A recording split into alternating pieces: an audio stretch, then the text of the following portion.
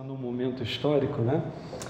E é verdade, assim, quem acompanha a nossa trajetória, pelo menos aqui na trajetória da estação Café com Graça... André, passa atrás. Passa atrás. Aqui? Perfeito. Tá bom. Pode lançar na vermelha livremente, tá? Mas aí o Rodrigo não deixa. Não, tá bom. Pode? Tá bom. Fechamento. Na trajetória de 12 anos, né, aqui do café, e de 15 anos do caminho, todo o cenário evangélico brasileiro mudou bastante. Quando o movimento Caminho da Graça emerge, há 15 anos atrás, ele encontra uma realidade muito doída, muito dolorosa. Gente sendo afetada e machucada de todos os lados pelos guetos culturais evangélicos.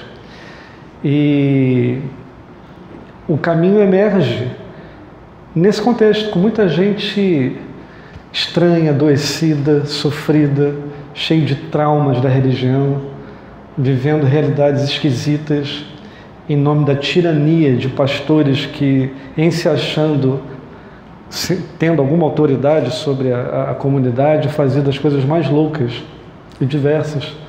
Com certeza você conhece gente, ou já vivenciou dessa forma, as loucuras que existiam por aí.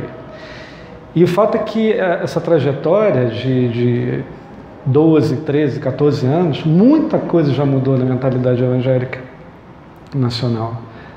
Não é incomum você ver ministérios e outros contextos carregando uma linguagem e uma fala, pelo menos os trejeitos, né, Edgar? A gente não sabe se é a essência, mas que se identifica com a proposta do movimento, né, de ser simples, objetivo, essencial, mas em muitos lugares a estrutura não permite que seja assim. Mas é um momento histórico de fato. E por que eu estou falando isso? Porque em julho, 17, 18 e 19, é isso? 27, 28 e 29 de julho, nós teremos um encontro nacional. Nós já tivemos uns 4 ou 5 encontros nacionais nesses 15 anos. E agora nós teremos um novo encontro nacional que será em Brasília, 27, 28 e 29 de julho. Então, estou comunicando aqui para que haja tempo da gente se organizar. Vai ser muito bom se a maior parte de todos que estão aqui possam ir, puderem ir. Esses encontros são muito legais porque a gente conhece todo mundo da virtualidade, mas na presença a gente não conhece porque não tem essa oportunidade. E nesses dias nós estaremos todos juntos lá. Então, se você puder ir, vai ser bom. O Caio vai estar lá, vai estar conversando e fazendo uma nova leitura sobre esse tempo, sobre esse momento, sobre essa realidade e como que o movimento pode continuar sendo relevante na vida de muitos. Então fica o convite, tá bom? O outro recado também que eu queria dar, está anotado aqui, sim, que até se conecta a isso também, é que no dia 5 de maio eu queria muito conversar com todos que estiverem aqui, às 5 horas. Então eu vou avisar hoje, a gente vai avisar ao longo da semana, nas próximas semanas, e se puder, no dia 5 de maio, 5 de maio, nós estamos em abril, 5 de maio, aqueles que estiveram aqui 5 horas eu queria conversar. Nós já fizemos isso umas 2 ou 3 vezes ao longo dessa trajetória, mas é uma necessidade, é um momento de decisões e a gente precisa tomá-las. Então eu quero compartilhar com todos que puderem estar aqui, entendendo que quem estará aqui são aqueles que, de fato, de alguma forma estão comprometidos ou desejam, de alguma forma, estar engajado e se interessam pela nossa dinâmica e querem, de repente, torcem para que tudo seja proveitoso e útil a todos, tá bom? Então, dia 5 de maio, eu vou estar avisando para a gente estar aqui 5 horas para conversar e depois a gente dar sequência ao encontro, tá bom? É isso. Bom, você já respirou hoje? Já? Já tomou consciência da sua respiração? Se você não fez nenhuma prática de yoga hoje, é possível que você não tenha se dado conta da sua respiração, mas Respirar alivia muito, viu, gente? 10 segundos de respiração consciente faz muita coisa se resolver. Não precisa nem de oração. Só se acalmar, se aquietar, centrar a mente, se perceber. Então, respire. Respire.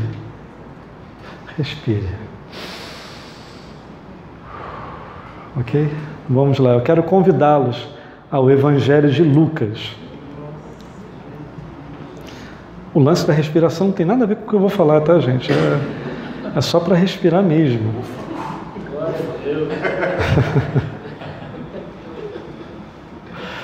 É só para respirar. Respirar não é tão simples assim, não. A gente fica viciado em respirar errado, gente. O oxigênio não entra. Né? O metabolismo fica deficitário. Olha, eu quero convidá-los ao Evangelho de Lucas, capítulo 13, versículo 6. Normalmente a gente projeta aqui, mas não vai ter. Mas só para relembrar, digo que ficou gostoso, viu? Sem a letra, acho que deu para... Né? Foi bom. Violão, cadeirinha, né? Vamos lá, amigos. Evangelho de Lucas, capítulo 13, versículo 6. Sigo aqui, ó. Eu leio na nova versão internacional, talvez você tenha outra versão. Diz assim: Então Jesus proferiu a seguinte parábola. Certo homem tinha uma figueira plantada na sua vinha, e vindo procurar fruto nela, não achou. Pelo que disse ao viticultor: há 3 anos venho procurar fruto nesta figueira e não acho. Eu falei que estava lendo na versão na NVI, e não estou, né? Eu volto aqui para ler eu estava lendo em outra versão, vou ler na NVI, que eu acredito que seja a maioria aqui. Versículos... É isso. Vamos lá.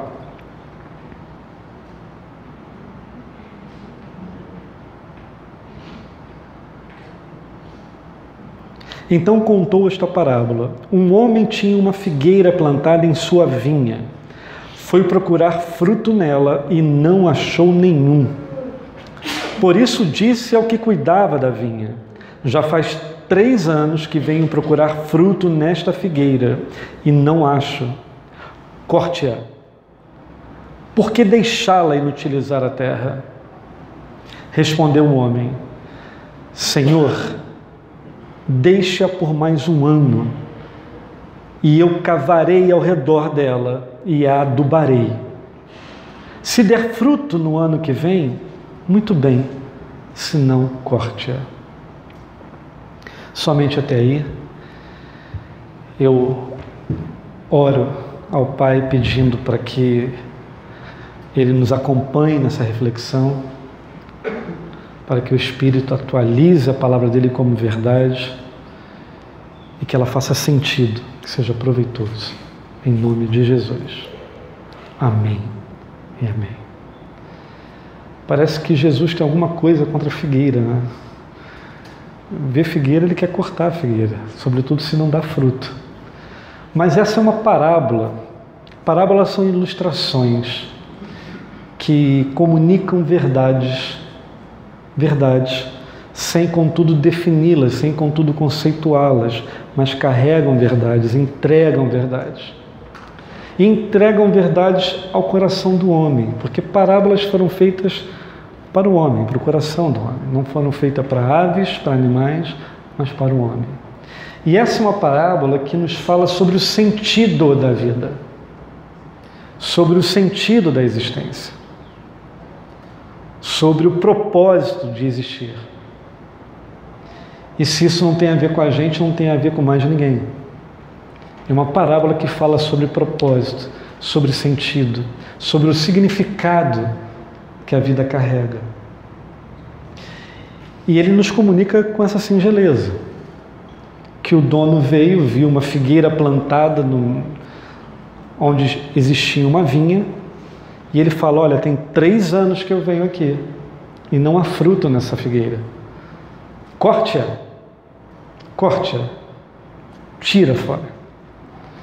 E o homem que estava na vinha, um empregado, falou: olha, vamos esperar mais um pouco, mais um ano, eu vou preparar tudo aqui, vou adubá-la, vou estercá-la, em algumas versões existe isso. E se daqui a um ano não der fruto, aí sim a gente corta.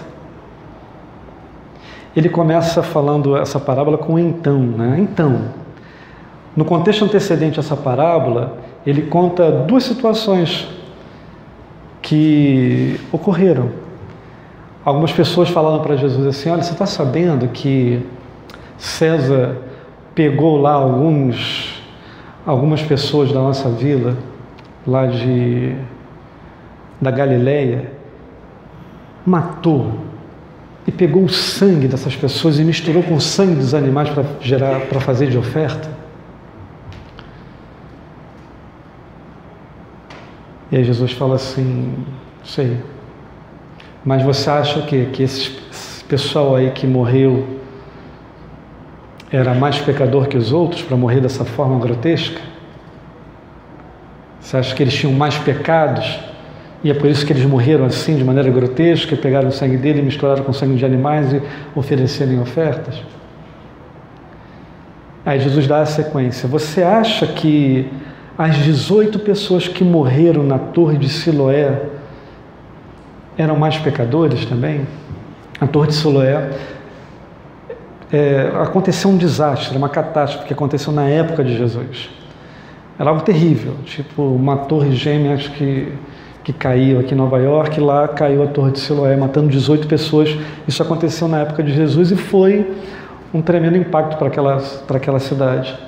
E Jesus fala: olha, você acha que essas pessoas que morreram ali debaixo da torre também eram pessoas que mereciam morrer porque eram mais pecadores que todo mundo? Não. De uma forma ou de outra, todo mundo vai passar por uma experiência da morte. É o que ele fala. Agora, elas não eram mais pecadores. Isso é o contexto antecedente. Depois ele entra nessa parábola da vinha, da figueira, dando a entender o seguinte: o que dá sentido à vida de fato não é a forma como a gente morre. A forma pode ser grotesca, pode ser simplória, pode ser uma passagem simples ou dura, mas de fato não é a morte que dá significado à vida, nem a forma como se morre, mas a forma como se vive. A forma como se vive é o que dá sentido de fato à vida. E aí ele introduz essa parábola. Parábola, como eu disse, ilustram verdades essenciais. Jesus aparece no cenário comunicando-nos parábolas do reino. Reino, esse domínio da ambiência, da verdade, da justiça, da misericórdia de Deus, que sempre existiu. Nada esteve fora do controle de Deus, nada. Mas em Jesus parece dizer o seguinte: olha, acordem que agora vocês estão prontos para conectar as coisas. Acordem, vocês já estão prontos. Você já pode começar a perceber e discernir o que passa no dia a dia. E era esse o sentido, ele vinha comunicar verdades do reino. E ele comunica essa parábola dando a ideia de como que é que se vive na vida, de fato. O que é que faz sentido na vida. E ao que parece do que a gente leu, entendendo que aquela árvore, que aquela figueira representa cada um de nós aqui, o chamamento que ele tem a cada um de nós é para que nós possamos dar frutos. Fruto. Fruto é a capacidade da multiplicação dos valores que aquela árvore contém. dando a entender que se você não estiver fazendo isso, não faz sentido. Você poderia ser retirado do cenário porque seria mais útil. E por que seria mais útil? Por que ele quer cortar uma figueira? O que é uma fixação em figueira? Não pode ver uma figueira sem fruto que quer cortar? Essa figueira estava plantada aonde? Vocês lembram? Lembra? Numa vinha. Existia um equilíbrio harmônico ali, uma figueira e uma vinha. Tinham videiras produzindo uvas, as uvas iam participar de um outro processo produtivo, ia virar vinho, enfim. A figueira não tem nada a ver com a vinha ali. Mas ela está ali, pode fazer algum sentido, desde que ela dê fruto. Figueiras são árvores que precisam de muita energia, tiram muita energia do solo. Onde ela está, ela cresce com muita vitalidade. E é por isso que ele fala, olha só, essa árvore está inutilizando a terra. Está deixando essa terra aqui sem uso, porque em vez de ela dar fruto, ela está aí parada, não dá fruto e está tirando a energia da vinha. Agora, se ela pelo menos estivesse dando fruto, fazia algum sentido. Porque esse fruto aqui alimenta uma série de animais que são capazes de dispersar a semente. São animais que conectam as sementes, pegam as sementes e vão dispersando. Agora, se não houver fruto ali, não faz o menor sentido. Você está entendendo? Ela já está num lugar que não é o dela. Ela está ali junto numa videira e não dá fruto. E a expectativa é que ela no primeiro ano pudesse dar fruto, porque o dono vai lá 3 anos. E nada. Nada. Nada. Corte, ele é categórico. Corte-a, lança fora. Por que eu vou deixar uma árvore aqui sem dar fruto, extraindo energia desse ambiente e nem fazendo com que isso aqui entre num ciclo virtuoso e harmônico de produtividade da vida? De maneira que ele nos chama, ou ele nos apresenta, é o seguinte: se você existe, a sua vida tem que ter sentido e significado. E a vida só tem sentido e significado quando é possível a realização de fruto. Quando você consegue extrair vida de você. Para que essa vida possa ser dispersa. Para que essa vida possa entrar num ciclo virtuoso também. A gente sabe que isso dá sentido à vida porque essa roda que vai colocando tudo para frente. Agora, se não há fruto, não há sentido, entende? Agora, o fruto, ele existe lá, né? Você vê o fruto. Como é que a gente imagina? Alguém vai lá, pega o fruto e come o fruto. Se alimenta do fruto. Alguém pode sentir gosto do fruto. Quando o fruto acontece, ele só pode acontecer em função do outro. Nenhum fruto acontece de ti se não for em direção ao outro. O que ele está falando é o seguinte: olha, existe uma oportunidade da sua vida se desenvolver na direção do outro. É para isso que acontece. O existir só ganha sentido e significado quando a sua vida produz fruto na direção do outro, porque o fruto, quem come fruto é gente. É gente que come fruto. Agora, que fruto as pessoas estão comendo se você não gera o fruto? Como é que esse fruto vai para a existência se você não o produz? Fruto da vida, da misericórdia, do cuidado, do amor, da paciência. E aí, como tudo isso se desenvolve em relação ao outro, sempre que a gente está diante de um outro que nos é diferente, ou que apresenta a nós as suas fragilidades, as suas lamúrias, as suas esquisitices, as suas ambiguidades, a primeira coisa que a gente quer fazer é ir embora. Deixa o cara lá. Mas o fruto é na direção dele. É ele que tem que ser alimentado. E, em igual modo, na sua versão, na versão das suas esquisitices, outros te alimentam, outros te inspiram. respiram, coloca para dentro. É assim que ele fala que a vida faz sentido. Porque se não for assim, corte-a. Ele fala o seguinte: já que você está na existência, a existência só ganha categoria de vida quando o fruto acontece. Quando existir é um caminho progressivo na direção do bem, gerando fruto todos os dias. Todos os dias. E isso acontece quando a gente se aquieta, quando a gente entende, discerne, se enxerga, não vive no automático, não vive só nas repetições, mas se percebe e tenta buscar sentido e significado para o ser. Vai se conhecendo seus gatilhos. Porque é tão fácil a gente dar vazão aos nossos gatilhos, né? E nos repetir as nossas bobagens, as nossas idiotices, e não dar fruto, fica ali estéril.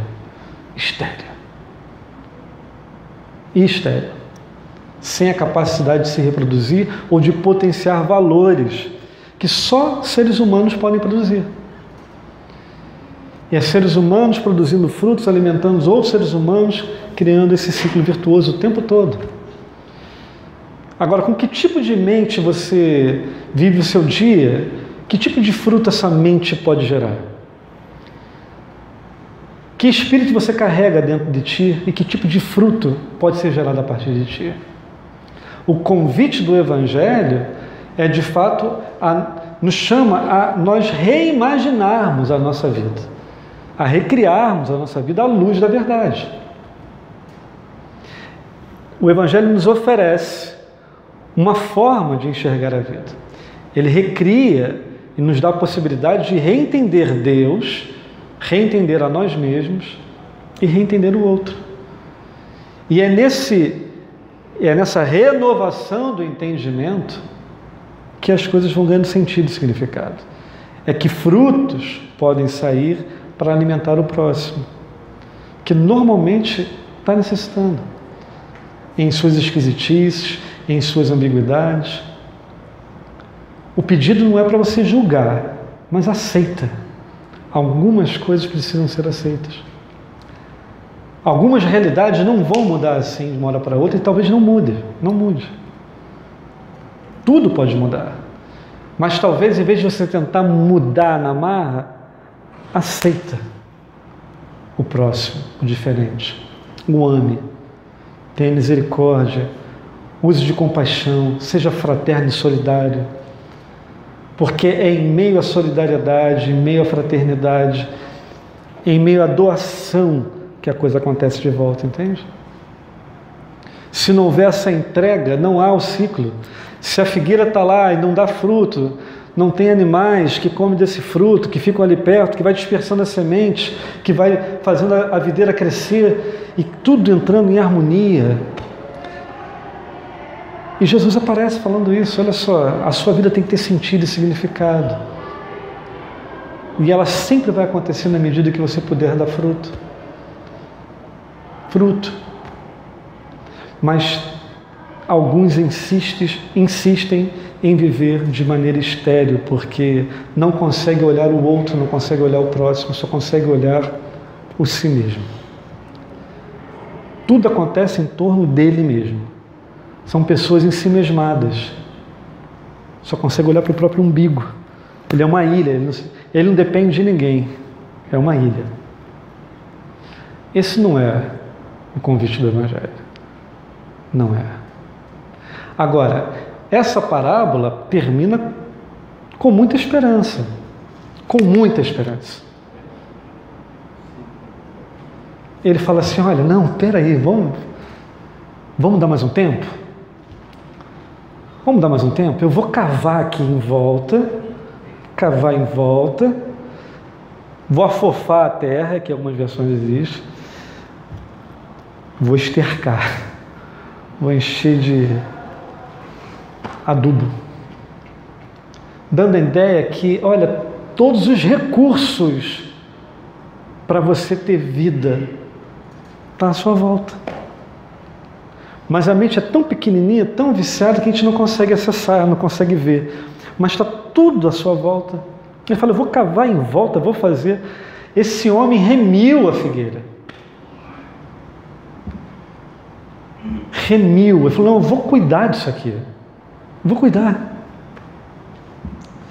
Todo mundo tem essa oportunidade, porque Jesus remiu a cada um de nós aqui e nos dá chances.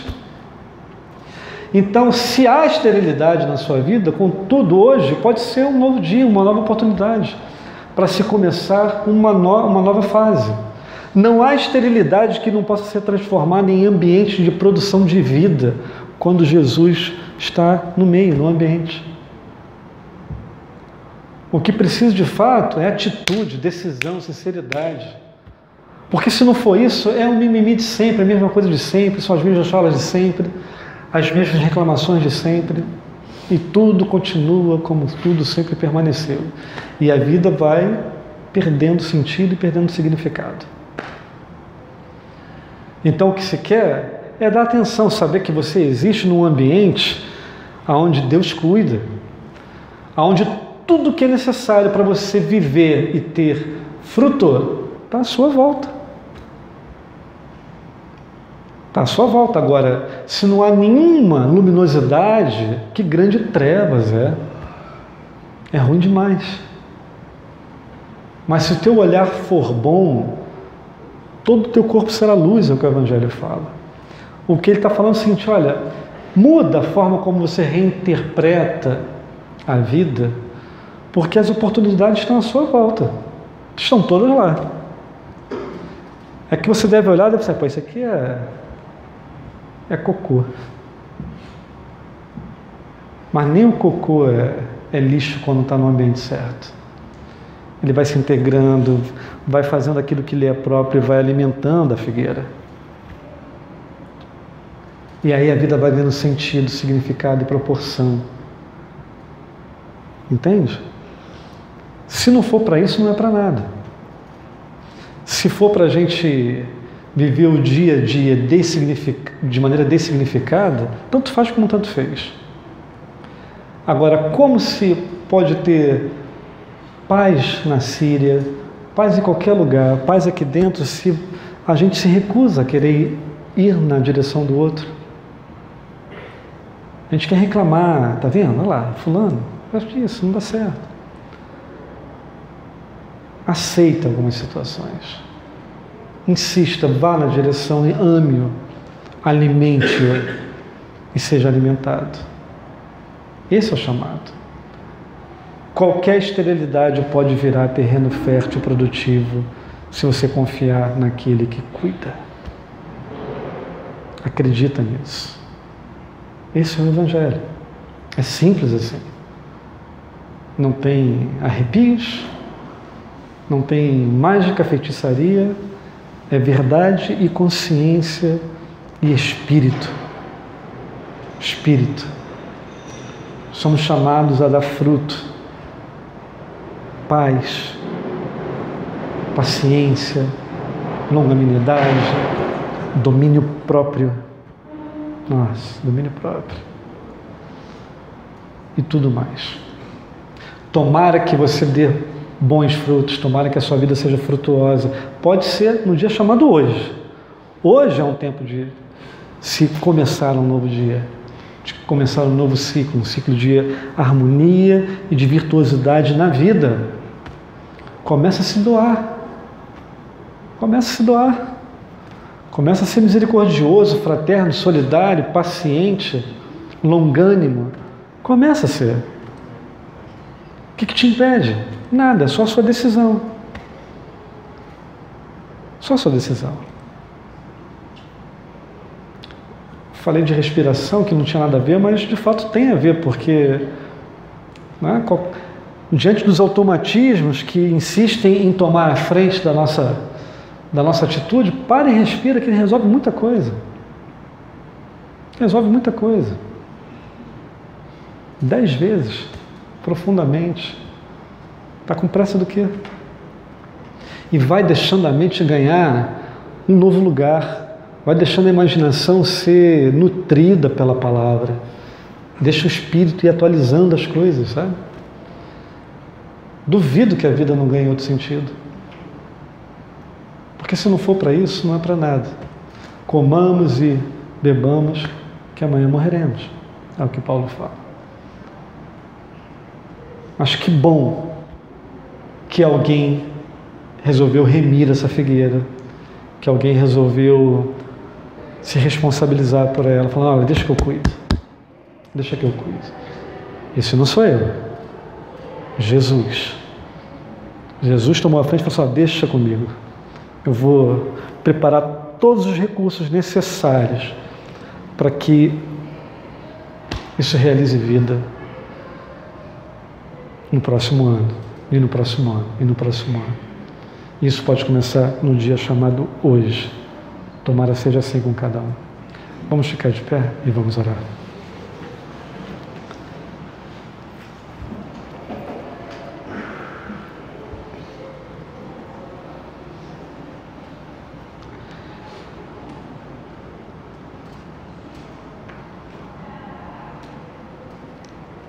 Pai, que a Tua Palavra realize de fato o que lhe é próprio, que ela nos alimente, traga energia da vida, vitalidade no espírito, para a gente agir conforme a verdade. Tira de nós toda a esterilidade, Pai. Tira de nós. Conduz a nossa consciência a ter uma atitude renovada nos dias.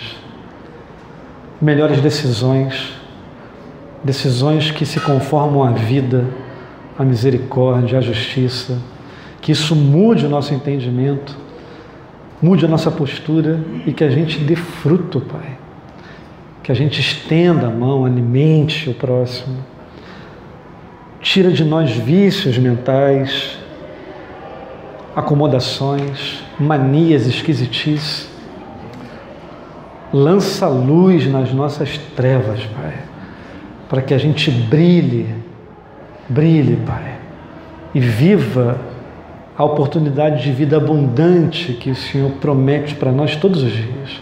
Obrigado pelo seu cuidado, pelo seu carinho, pelo seu zelo, pela sua insistência em nos dar oportunidades diárias e de colocar tudo o que é necessário ao nosso redor, Pai.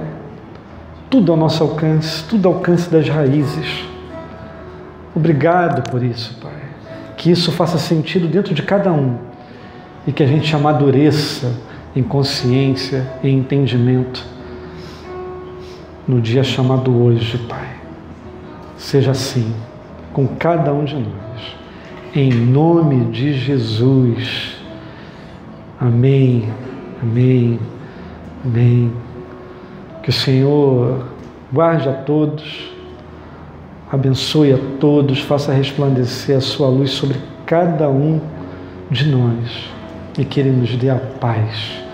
Paz que excede todo entendimento e que não tem nada a ver com a paz que o mundo oferece. Que haja alegria sobre todos, em nome de Jesus. Amém. Amém.